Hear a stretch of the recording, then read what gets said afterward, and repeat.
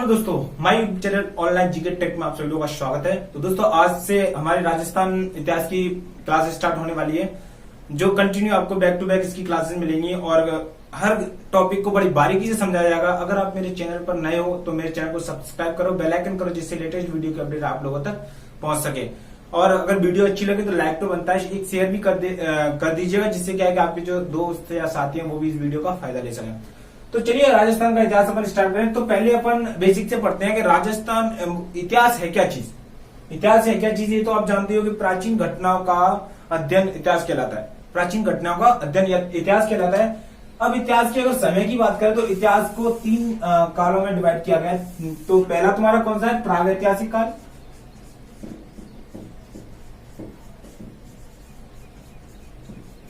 पहला है तुम्हारा प्रागैतिहासिक काल, दूसरा है तुम्हारा आद्य ऐतिहासिक काल,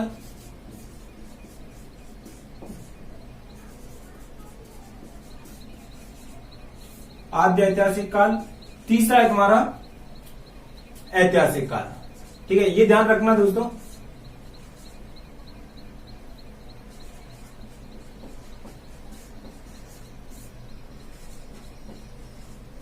ठीक है, अब इनका जो थोड़ा सा वो देख लेते हैं कि जो प्रागैतिहासिक काल है वो कौन सा काल है। प्रागैतिहासिक काल में कोई भी लिखित साक्ष्य नहीं मिलता है, ध्यान रखना इस चीज को, अलिखित होता है ये। इसकी जो जानकारी मिलती है वो किससे मिलती है? अवशेषों से मिलती है। किससे मिलती है? अवशेषों से इसकी जानकारी मिलती है, ये ध्यान रखना।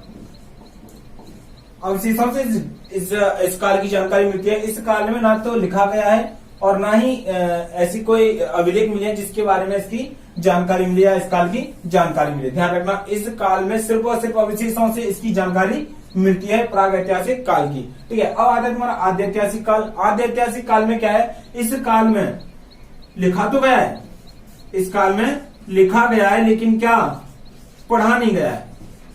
क्या नहीं गया है? पढ़ा नहीं गया है, ये चीज ध्यान रखना। पहला तुम्हारा देखो, इसमें तो लिखा नहीं था, लेकिन आद्य ऐतिहासिक काल में क्या है? आद्य ऐतिहासिक काल में लिखा गया है लेकिन पढ़ा नहीं गया है। और इस काल की जो लिपि थी, लिखने की जो लिपि थी, वो थी तुम्हारी कैसी? सर्पिला आकार। कैसी थी? सर्पिला आकार, ये लिपि थी लिखने की। ध्यान रखना इस चीज को। सर्पिला आकार मतलब इस तरीके से थी कुछ कि पहले लेफ्ट साइड से स्टार्ट करते थे और इस तरीके से लिखते चले जाते थे, फिर इधर से ऐसे करके, मतलब वो ऐसा नहीं था वहां पे कि इस तरीके से लिखते थे। वहां पे ऐसा नहीं था कि अगर लेफ्ट साइड से लिखना शुरू कर रहे हैं तो बाद में लाइन खत्म होने के तुरंत बाद फिर लेफ्ट साइड से स्टार्ट करें, ऐसा नहीं था। यहाँ पे क्या था कि लिखते चले जाते थे और इसके बाद पुनः राउंड मतलब वहीं से घूम के सांप की तरह से वापस आ जाते थे। इसको क्या, इसीलिए इसको क्या नाम दिया गया था? सर्पिलाकार लिपि। इसको एक नाम और दिया गया था, पुस्ट्रोफेदन। क्या नाम दिया गया था? पुस्ट्रोफेदन। अब एक चीज ध्यान रखो, अगर इसके आद्य ऐतिहासिक काल की अगर लिपि के बारे में पूछा जाए, आद्य ऐतिहासिक काल की लिपि के बारे में पूछे तो लिपि कैसी थी? सर्पिलाकार थी। और दूसरा नाम अगर ये नहीं दिया हो तो कौन सा दिया होगा? ये दिया हुआ है, पुस्ट्रोफेदन। ध्यान रखना, ये दोनों ही एक ही लिपि है, नाम अलग अलग है। ठीक है, ध्यान रखना। इसके बाद नेक्स्ट चलता है तुम्हारा ऐतिहासिक काल। ऐतिहासिक काल में क्या है? इस काल में लिखे हुए साक्ष्य तो मिलते हैं, लिखा भी गया है और पढ़ा भी गया है। इस काल में लिखा गया है लेकिन पढ़ा नहीं गया है, और इस काल में लिखा गया है और पढ़ा भी गया है। ठीक है, तो इस चीज को ध्यान रखो कि जो हमारा प्रागैतिहासिक काल है उसमें लिखित कोई भी साक्ष्य नहीं मिलता है। आद्य ऐतिहासिक काल है उसमें लिखित साक्ष्य तो मिलता है लेकिन पढ़ा नहीं गया है। और ऐतिहासिक काल है उसमें लिखित साक्ष्य भी मिलता है और उस जो लिखित साक्ष्य है उसको पढ़ा भी गया है। ध्यान रखना, इस काल की जानकारी लिखित तौर पर मिलती है और इस काल की जानकारी भी लिखित तौर पर मिलती है लेकिन पढ़ा नहीं गया है। समझ आता है? चलो ठीक है, अब चलते हैं इसके इतिहास के बारे में। राजस्थान के इतिहास के बारे में बात करें, राजस्थान के इतिहास के जनक के बारे में। तो राजस्थान के इतिहास के जो जनक थे, राजस्थान के इतिहास के जो जनक थे वो कौन थे? Colonel James Tod. कौन थे? Colonel James Tod. Colonel James Tod. अब क्वेश्चन एक और बनता है इसमें, एक चीज ध्यान रखना, ये तो थे जनक। अगर इसके वास्तविक जनक की बात करें, राजस्थान इतिहास के वास्तविक जनक की बात करें कि राजस्थान इतिहास का जो वास्तविक जनक है वो कौन है, तो राजस्थान इतिहास का जो वास्तविक जनक है, दो तरीके से क्वेश्चन बनेगा दोस्तों, ध्यान रखना। एक तो होता है जनक और एक होता है वास्तविक जनक। राजस्थान के इतिहास का जनक तो है तुम्हारा कौन, कर्नल जेम्स टॉड। कौन है, कर्नल जेम्स टॉड। अगर वास्तविक इतिहास के जनक की बात करें तो वास्तविक इतिहास का जनक कौन है, राजस्थान के इतिहास का वास्तविक जनक कौन है, डॉक्टर गौरीशंकर हरिश्चंद्र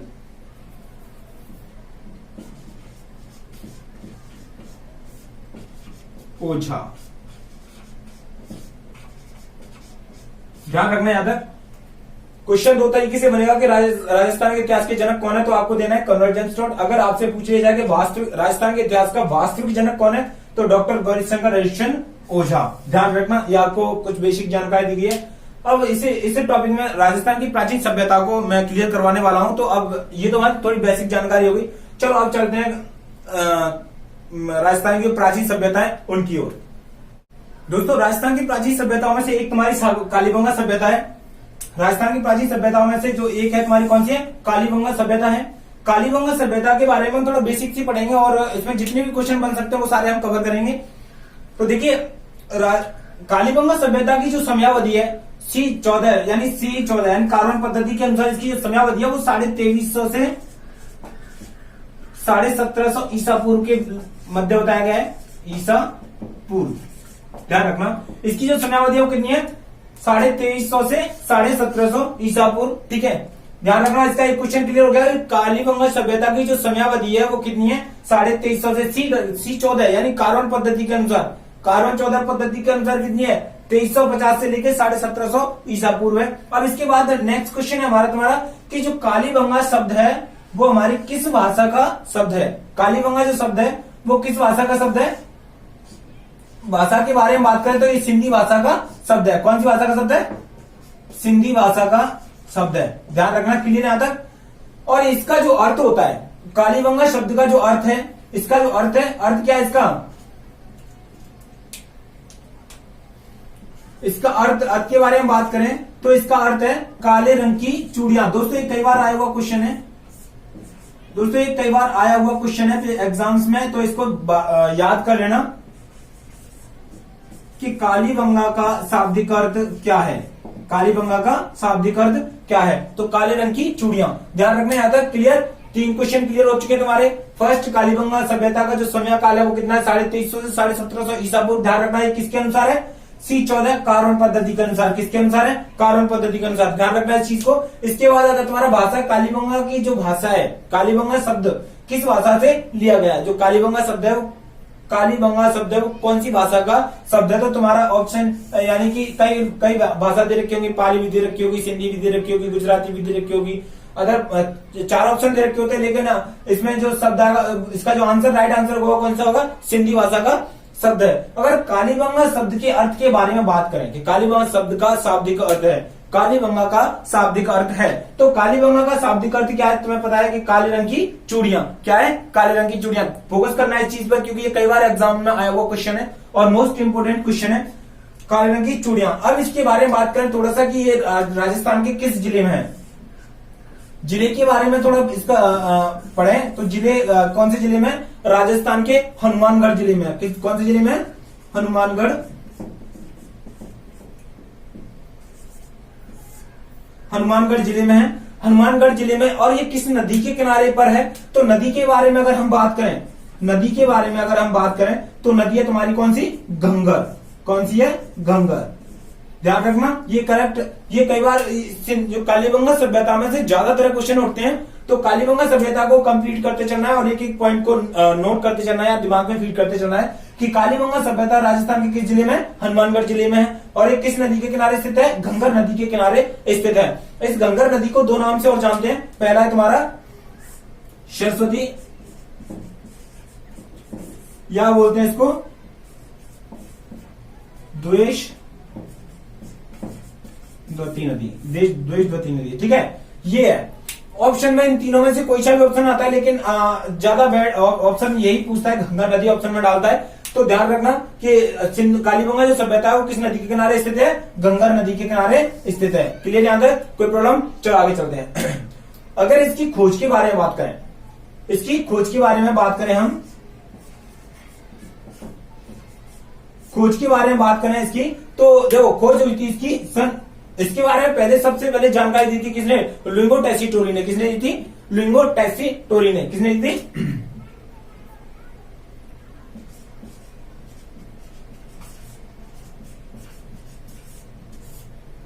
ठीक है, ध्यान रखना। लेकिन इसका जो खोज की थी वो किसने की थी? सन 1951 और 52 में किसने की थी? अमलानंद घोष ने। किसने की थी? अमलानंद घोष ने की थी। ध्यान रखना इस चीज को कि अगर कालीबंगा सभ्यता की खोज के बारे में पूछा जाए कि कब हुई थी, तो 1951-52 में। और इससे पहले लेकिन जो जानकारी की बात करें तो किसी लुइंगो टेस्सीटोरी ने दी थी। ध्यान रखना, लुइंगो टेस्सीटोरी ने।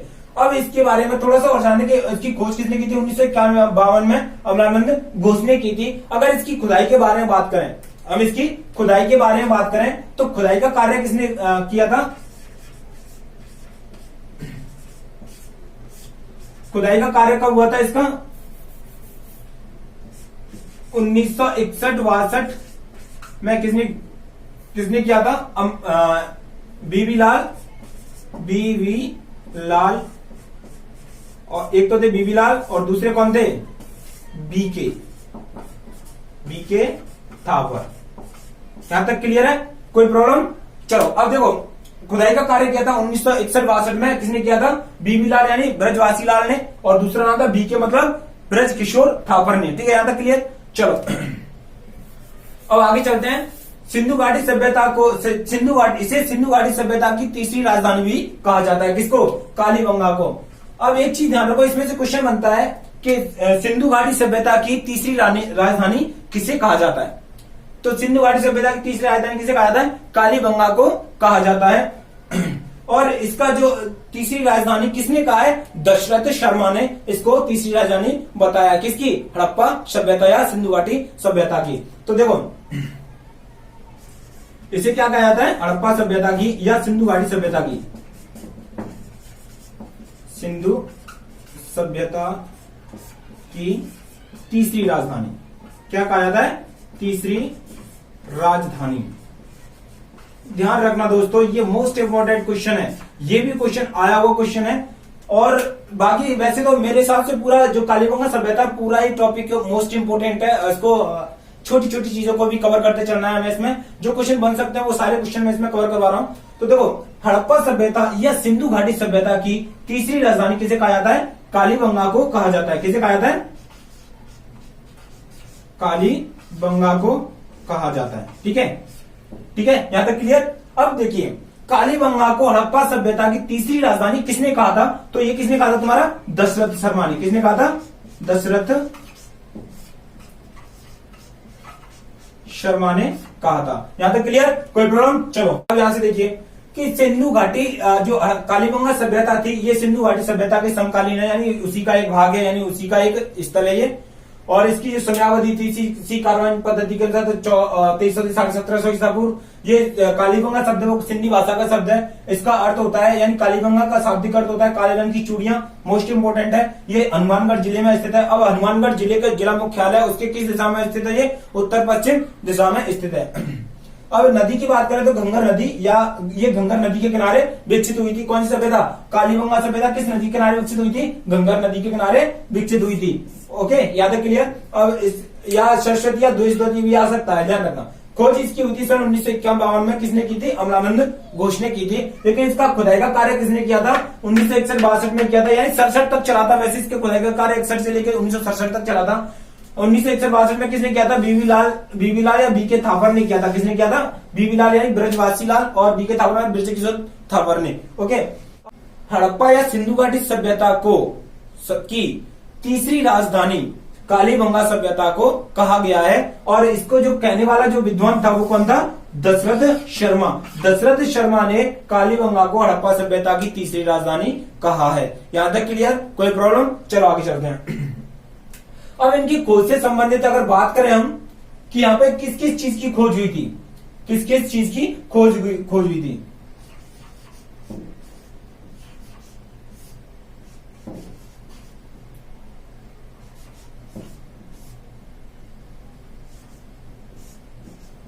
यहां से किस किस चीज के साक्ष्य प्राप्त होते हैं।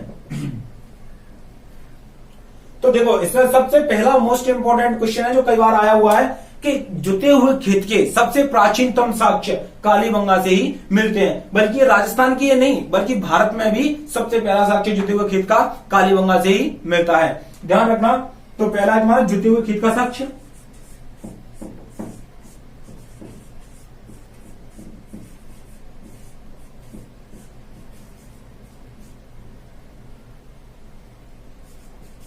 ठीक है, और यहां से एक चीज और मिलती है, 7 अग्निवेदिकाएं। अग्निवेदिकाओं का मतलब होता है हवन कुंड। क्या होता है? हवन कुंड।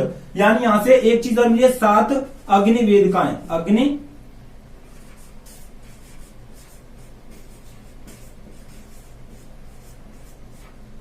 अग्निवेदिकाएं, ठीक है। और इसके साथ साथ यहां से जो कृषि में कृषि से संबंधित जो फसल के साक्ष्य होते हैं वो गेहूं, जौ और चावल के साक्ष्य प्राप्त होते हैं। गेहूं, जौ और चावल के भी साक्ष्य प्राप्त होते हैं। और एक चीज याद रखना, 37 कब्रिस्तान के भी साक्ष्य प्राप्त होते हैं। यहां से कब्रिस्तान के भी साक्ष्य प्राप्त होते हैं। कहां से? कालीबंगा से। और ये ध्यान रखना, ये जो मैंने अभी लिखा हुआ है ये मोस्ट इंपोर्टेंट क्वेश्चन है। खास तौर पर जुटे हुए खेत का साक्ष्य ये मोस्ट है, क्योंकि ये राजस्थान में नहीं बल्कि भारत में भी यहीं से सर्वप्रथम जुटे हुए खेत के साक्ष्य मिले हैं। अगर क्वेश्चन बनता है, 2 तरीके से बनता है कि राजस्थान में सबसे पहले जुटे हुए खेत के साक्ष्य किस सभ्यता से मिलते हैं तो मिलते हैं तुम्हारे कालीबंगा सभ्यता से। अगर यही क्वेश्चन इस तरीके से पूछा जाए कि भारत में सबसे पहले जुटे हुए खेत के साक्ष्य किस सभ्यता से मिलते हैं, तो भी आपको कालीबंगा ही करना है, क्योंकि ये भारत में भी पहले जुटे हुए खेत के साक्ष्य मिले हैं। यहां से 7 अग्निवेदिकाएं, गेहूं, जौ और चावल और 37 कब्रिस्तान और ईंटों के बने मकान भी मिले हैं। कैसे मिले हैं? ईंटों के बने मकान भी मिले हैं। और एक और चीज है, यहां से लकड़ी की नालियों के भी अवशेष मिले हैं। लकड़ी की नालियों के भी अवशेष मिले हैं।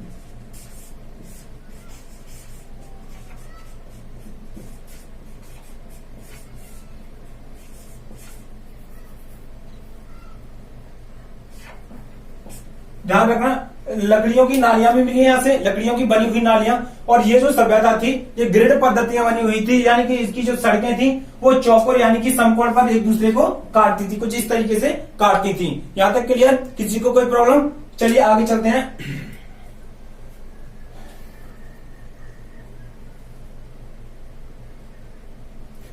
जो भी पॉइंट नोट करना हो उसके लिए थोड़ा सा ब्रेक दिया है मैंने। दोस्तों, पीलीबंगा सभ्यता या इसको बोलते हैं रंगमहल सभ्यता। रंगमहल, एक इसके बारे में थोड़ा सा जान लेते हैं, क्योंकि ये भी एक हनुमानगढ़ जिले से ही है। उसके बाद धार सभ्यता के बारे में पढ़ेंगे। इसमें थोड़ा सा फोकस कर लें, क्योंकि यहाँ से 2 तरीके से क्वेश्चन बनता है, या तो पीलीबंगा सभ्यता या रंगमहल के जिले के बारे में बात करें कि ये किस जिले में स्थित है। तो ये भी किसमें है? हनुमानगढ़ जिले में ही है। किसमें? हनुमानगढ़ जिले में ही है। और इसकी जो खोज की थी वो किसने की थी?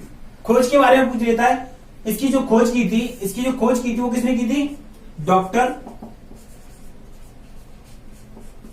हन्ना रेड्डी ने। किसने की थी? डॉक्टर हन्ना रेड्डी ने की थी इसकी खोज। पीलीबंगा और रंगमहल सभ्यता ये किस जिले में? हनुमानगढ़ जिले में है। और इसकी जो खोज की थी वो की थी डॉक्टर हन्ना रेड्डी ने। और कब की थी इसकी? 1951 से 1954। कितनी तक? 1951 से 1954। ध्यान रखना इसका टाइम, कब खोज की थी। और यहां से जो एक बेस्ट क्वेश्चन बनता है कि गुरु शिष्य की प्रतिमा या मूर्ति किस सभ्यता से मिलती है, तो किससे मिलती है? पीलीबंगा या रंगमहल सभ्यता से मिलती है। यहां पे लिख देता हूं, पीलीबंगा से क्या मिलती है? गुरु शिष्य की मूर्ति। ये भी क्वेश्चन कई बार, एक आध बार, शायद 1-2 बार आ चुका है ये क्वेश्चन। गुरु शिष्य की मूर्ति क्वेश्चन बनता है कि गुरु शिष्य की मूर्ति किस सभ्यता से प्राप्त हुई है, तो पीलीबंगा सभ्यता से। किसे हुई है? पीलीबंगा सभ्यता से हुई है, ध्यान रखना। और इसकी जो खोज की थी वो डॉक्टर हन्ना रेड्डी ने की थी। कब की थी? 1951 से 1954। 1954 तक। ठीक है, क्लियर यहाँ तक। और इसका अगर जिला पूछा जाए तो जिला किस जिले में है? हनुमानगढ़ जिले में है। यहाँ तक क्लियर। इसमें से क्वेश्चन बस यहीं से उठेंगे और इसमें कोई भी ऐसी चीज नहीं है जिसके ऊपर क्वेश्चन बन सके। सिर्फ और सिर्फ यही 3 क्वेश्चन है कि कालीबंगा, सॉरी पीलीबंगा या रंगमहल सभ्यता राजस्थान के किस जिले में है? तो हनुमानगढ़ जिले में है। और अगर क्वेश्चन पूछा जाए कि इसकी खोज किसने की थी? डॉक्टर हर्नाल्ड ने। कब की थी? 1951 से 54 तक। और इसकी जो इसमें जो खोज हुई है, जो मुख्य खोज हुई है, वो किसकी हुई है? गुरु शिष्य की प्रतिमा की या मूर्ति की। क्लियर? यहाँ तक क्वेश्चन बनता है गुरु शिष्य की मूर्ति की खोज किस सभ्यता से हुई है? तो पीलीबंगा सभ्यता से हुई है। ध्यान रखना, ये जो इसमें मोस्ट यही है कि गुरु शिष्य की मूर्ति और इसकी खोज और इसका स्थल, बस ये ध्यान रखना। बाकी इसमें से कोई भी क्वेश्चन बनने लायक नहीं है। जो बन सकते हैं वो मैंने आपके सामने क्लियर करवा दिए। अब चलते हैं आर्य सभ्यता की ओर। राजस्थान की एक प्राचीन सभ्यताओं में से एक है तुम्हारी आहड़ की सभ्यता। ठीक है, तो आहड़ की सभ्यता में क्या है? आहड़ की सभ्यता, जो आहड़ सभ्यता है वो राजस्थान के किस जिले में स्थित है? उदयपुर में। किसमें है? उदयपुर में। ध्यान रखना इस चीज को कि आहड़ सभ्यता राजस्थान के किस जिले में स्थित है? उदयपुर में। अगर इसके टाइम की बात करें तो ये 4000 वर्ष पुरानी है। कितने वर्ष पुरानी है? 4000 वर्ष पुरानी सभ्यता है ये। कितने वर्ष पुरानी है? 4000 वर्ष पुरानी सभ्यता है। इसमें 2 क्वेश्चन क्लियर हो गए तुम्हारे कि आहड़ सभ्यता राजस्थान के किस जिले में स्थित है? उदयपुर में। और ये कितने वर्ष पुरानी है? 4000 वर्ष पुरानी है। अगर इसकी खोज के बारे में बात करें, हम इसकी खोज के बारे में बात करें तो खोज इसकी सन 1953 में किसने की थी? अक्षय कीर्ति ने। किसने की थी? अक्षय कीर्ति ने। ध्यान रखना इस चीज को, किसने की थी? अक्षय कीर्ति ने की थी। और अक्षय कीर्ति व्यास। ठीक है, अब इसके बाद आया तुम्हारा दूसरा कि इसकी जो इसका जो उत्खनन कार्य किया था वो किया था सन 1955-56 में। किसने किया था? रतन चंद्र अग्रवाल ने। किसने किया था? रतन चंद्र अग्रवाल ने। ध्यान रखना इस चीज को। ठीक है, अब देखो ये तो उत्खनन किया था, लेकिन सर्वाधिक उत्खनन खोज किसने की थी? अक्षय कीर्ति व्यास ने। और इसका उत्खनन कार्य किसने किया था? रतन चंद्र अग्रवाल ने। कब किया था? 1955-56 में। यहां तक क्लियर? कोई प्रॉब्लम? चलो आगे चलते हैं। अब देखो सर्वाधिक उत्खनन किए थे, सर्वाधिक उत्खनन।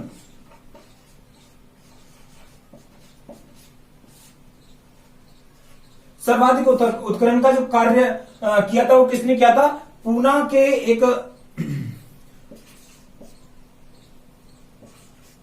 पूना विश्वविद्यालय, पूना विश्वविद्यालय के एक प्रोफेसर थे जिनका नाम क्या था? हसमुख धीरजलाल सांकलिया। प्रोफेसर थे जिनका नाम था हसमुख धीरजलाल सांकलिया। क्या नाम था?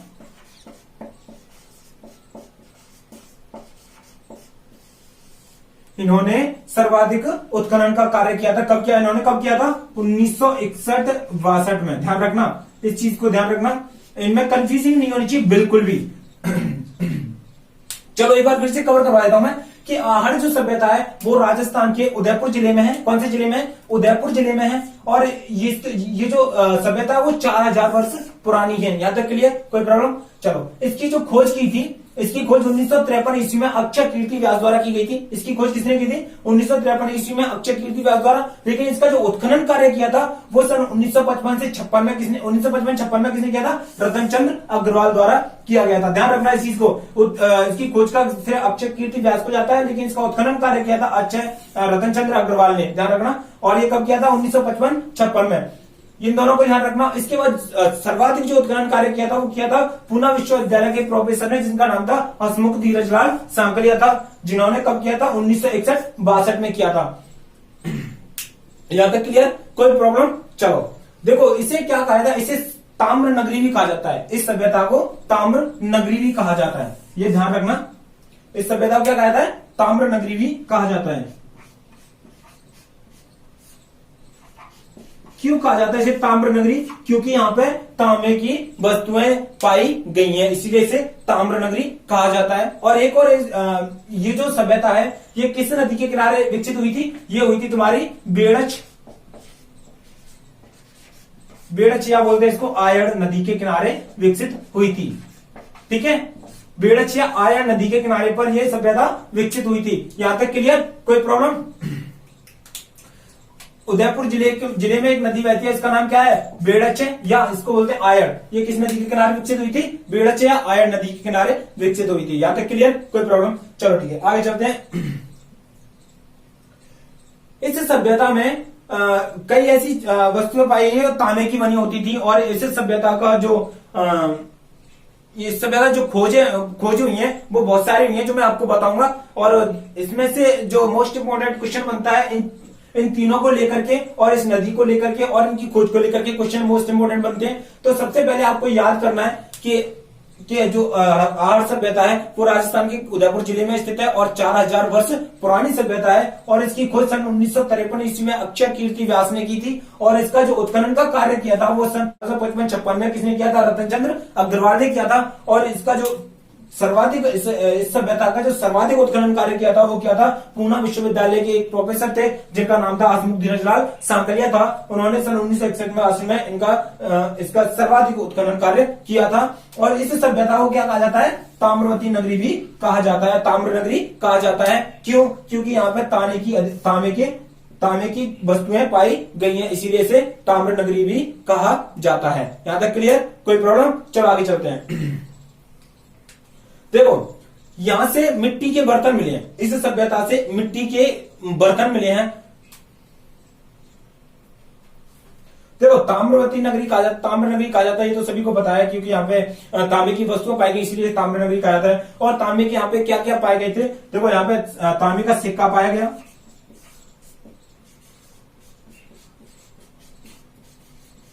क्या पाया गया? तांबे का सिक्का। और दूसरा पाया गया यहाँ पे तांबे गलाने की भट्टी पाई गई।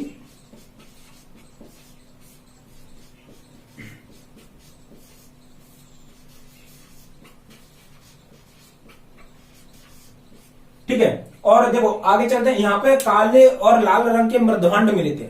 ठीक है, तो इनको क्या कहा जाता था? इनको कहा जाता था गोरे या कोट। यहां से एक और चीज मिली है, तो मैं बताऊं मैं कि यहां से अनाज रखने का मिट्टी का बर्तन मिला एक, या कोटी मिली है। कोटी बोलते हैं इसको, बड़ी होती है, कोटी मिली है,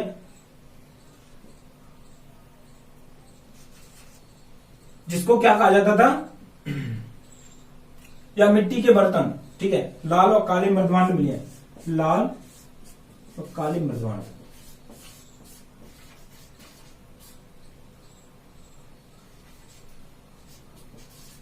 ठीक है, ये यहां तक क्लियर? और देखो एक चीज मैं बताऊं यहां से इस सभ्यता में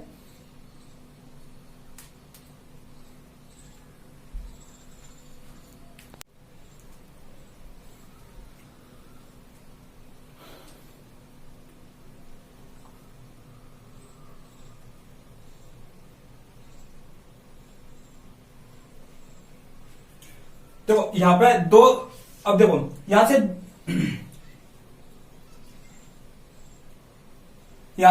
दो मुंह वाला चूल्हा भी मिला है, दो मुंह वाला मिट्टी का चूल्हा भी मिला है। किसका?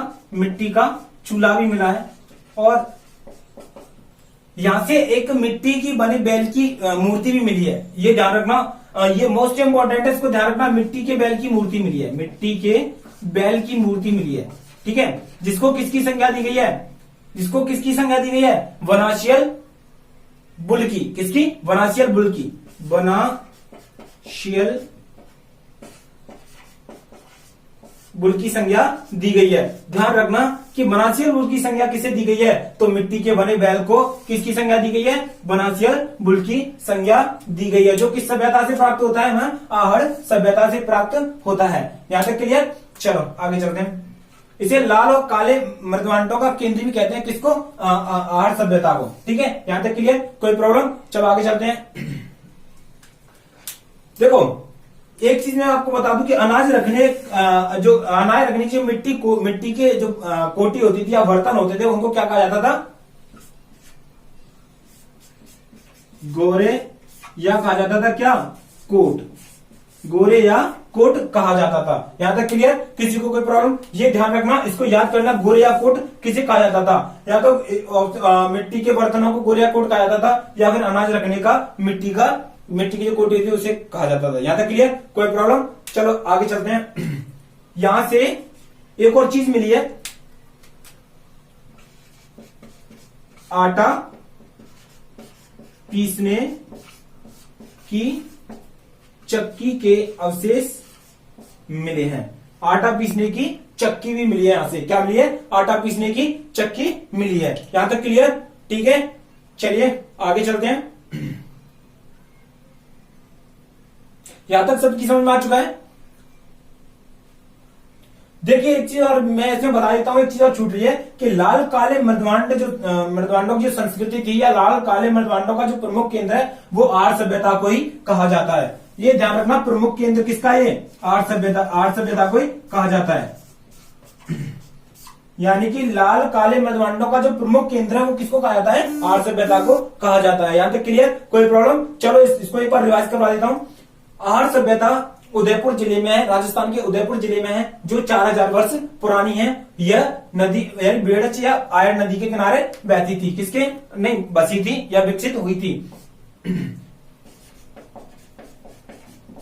ठीक है, इसके बाद चलता है इसकी खोज के लेके बात करते हैं। तो 1953 में अक्षय कीर्ति व्यास ने इसकी खोज की थी, और इसका उत्खनन का जो कार्य किया था 1955-56 में रतन चंद्र अग्रवाल ने किया था। और इस पर जो सर्वाधिक उत्खनन का कार्य किया था वो किया था तुम्हारा पूना विश्वविद्यालय के प्रोफेसर हसमुख धीरजलाल सांकलिया ने सन 1961-62 में किया था। यहां तक क्लियर? अब देखो इसे ताम्र नगरी भी कहा जाता है। क्यों कहा जाता है? क्योंकि यहां पर तांबे के औजार या फिर वस्तुएं पाई गई हैं, इसीलिए इसको ताम्र नगरी भी कहा जाता है। तो ऑप्शन क्वेश्चन मिलेगा यहां से कि ताम्र नगरी किसे कहा जाता है? तो ऑप्शन में 4 दे रखे हुए हैं, कालीगंगा सभ्यता, आर्य सभ्यता, बैश्वर सभ्यता, या फिर इनमें से कोई नहीं, या फिर यह तीनों दे रखा होगा। तो आपको क्या करना है कि आहर सभ्यता को, किसको? आहर सभ्यता को ताम्र नगरी कहा जाता है। क्यों कहा जाता है? क्योंकि यहाँ पर तांबे की वस्तुएं पाई गई थी। और यहाँ पे क्या क्या पाया गया था? तांबे का सिक्का, तांबे गलाने की भट्टी, अनाज रखने का मिट्टी की कोटी, और लाल काले मृदवांड, 2 मुंह वाला मिट्टी का चूल्हा, और मिट्टी के बैल। जिसे ये चीज जानना, ये जो है ना मिट्टी का बैल, ये मोस्ट इंपोर्टेंट है। ये मिट्टी का बैल है ना, इसका जो संज्ञा दी गई है वो किसकी दी गई है? वो मैं आपको बता रहा हूं, बनासियर बुल की संज्ञा दी गई है। यहां तक क्लियर? ये मोस्ट इंपोर्टेंट क्वेश्चन है कि मिट्टी के बैल को, आर्य सभ्यता से प्राप्त मिट्टी के बैल को किस नाम की संज्ञा दी गई है? किसकी संज्ञा दी गई है? तो बनासियर बुल की संज्ञा दी गई है। ध्यान रखना, इस चीज को कवर कर लेना है, इसको ध्यान रखना। ओके, आटा पीसने की चक्की भी इसी सभ्यता से मिली है। ओके, आटा रखने का जो मिट्टी की कोटी होती थी उनको गोरे या कोट कहा जाता था, और इसे लाल और काले मृदवांडों का जो प्रमुख केंद्र था वो कौन सी सभ्यता थी? तुम्हारी आहर सभ्यता थी। यहां तक क्लियर? कोई प्रॉब्लम? चलो अब आगे मिलते हैं, आगे की जो सभ्यताएं हैं उनमें मिलेंगे आगे की वीडियो में। तब तक के लिए आप इसको जितना मैंने आज आपको कराया उसको कवर करिए, और अगर वीडियो अच्छी लगे तो शेयर तो करिए यार, अपने दोस्तों को बताइए और वो भी इस वीडियो का फायदा ले सकें। मैं यहां तक हो रहा हूं, यहां तक बेस्ट कराने की कोशिश कर रहा हूं, और बहुत मेहनत करा रहा हूं मैं। इतना पढ़ाने के बावजूद अगर आपकी समझ में नहीं आता है तो आप कमेंट बॉक्स में कमेंट डाल के पूछ सकते हैं कि सर इसमें ये प्रॉब्लम है, ये प्रॉब्लम है, या फिर कोई भी क्वेश्चन पूछ सकते हैं कि सर हमें यहाँ प्रॉब्लम है। तो मैं उसका कमेंट बॉक्स में स्पेशली आपकी मोबाइल नंबर पर मैसेज करके उसका जवाब दूंगा। ओके, सो चलो चलते हैं, अगले जो राजस्थान की प्राचीन सभ्यता उनको कल कवर करवाएंगे।